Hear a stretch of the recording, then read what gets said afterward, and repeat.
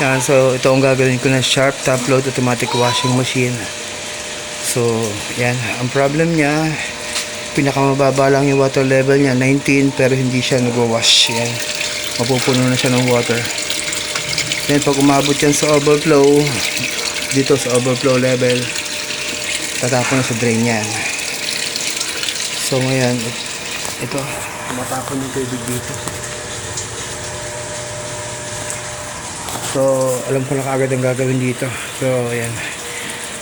Okay na kaagad mamaya ito. Bubuksan ko na. So, stop na. So, yan. Hindi siya nagwa-wash. Then, mag-overflow na lang yung water niya. Ma'am, i-drain ko ha. Obligadong i-drain ko. Para maibiling ko siya. Spin. That.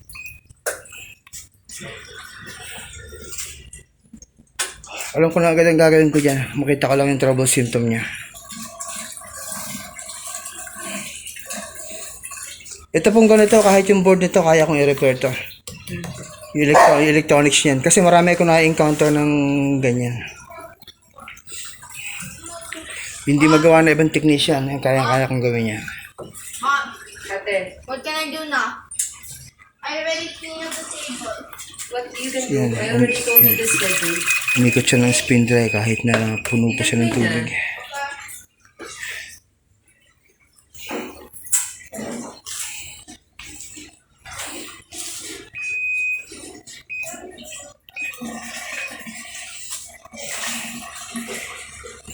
$15 pa lang madali naman. Pero ito pa magandang brand to at magandang model to. So, mga recommended ko LG, Samsung, tsaka yung ganitong Sharp. Yung ganitong Sharp na nasa kabilang side yung pindutan. Kasi may mga Sharp na nandito. Yun. Ito kasi marami ko na-encounter na ito na ano. Matitibay din naman. Pakakahulaan lang. Oh, na ano po yan, ang naging cause ng problem na yan, kabisado ko na yan, overloading po yan. Kasi ma'am, titingnan mo, di ba? Ito, ang laki na ng clearance, di ba? Ibig sabihin, malambot na yung mga suspension mo. Kaya kapag ino-overload mo yan, masyadong bababa na yung tab mo. Kaya hindi siya na, Which causes yung ganyang problem.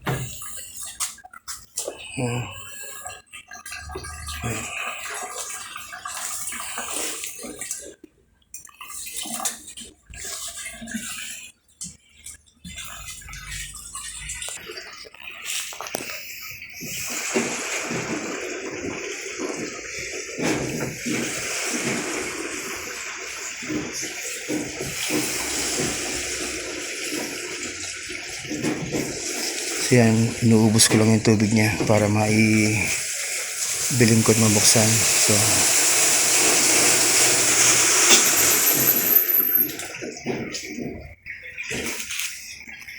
yan, alam ko na kagad ang gagawin dito. Yan, kita ko na yung trouble symptom niya.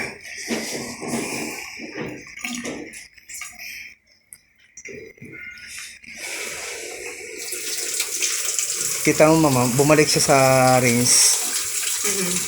Dahil nung siya umikot na maano siya, yung wobbly, bumalik siya sa rinse. So yun yung purpose niya, para akala niya kasi unbalance siya. So iti-try niyang i-balance yung mga damit. Okay. Kaya siya bumabalik sa rinse. Kaya pala yung gastos ng tubig. Oo. Nung mga tayo, buti naabutan na ito, in-stop ko na siya. Kasi ano po yun, ang purpose kasi niya, para automatically, i-balance niya yung damit.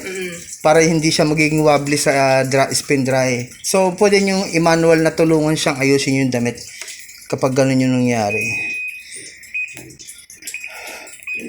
Nubos ko lang yung tubig para maibiling. Kailangan nyo mo ng upuan? Okay lang, mabilis lang naman ito. Okay. Ako kasi, yung hindi magawa ng ibang technician in 1 month, pinasok sa shop in 1 month. Sa akin, in 1 hour, nagkagawa ko. Inubos ko lang yung tubig niya. Yung mga mapapansin mo, masyado na siyang wobbly. It means din na may mahina na yung mga 4 na suspension mo. Pero, at least, hindi pa siya yung ganun kakalampag. Kaya, iwasan nyo lang yung overloading. Yan, so okay na. Buksan ko na yan. Okay na kaagad to. Gawin ko na. Power up.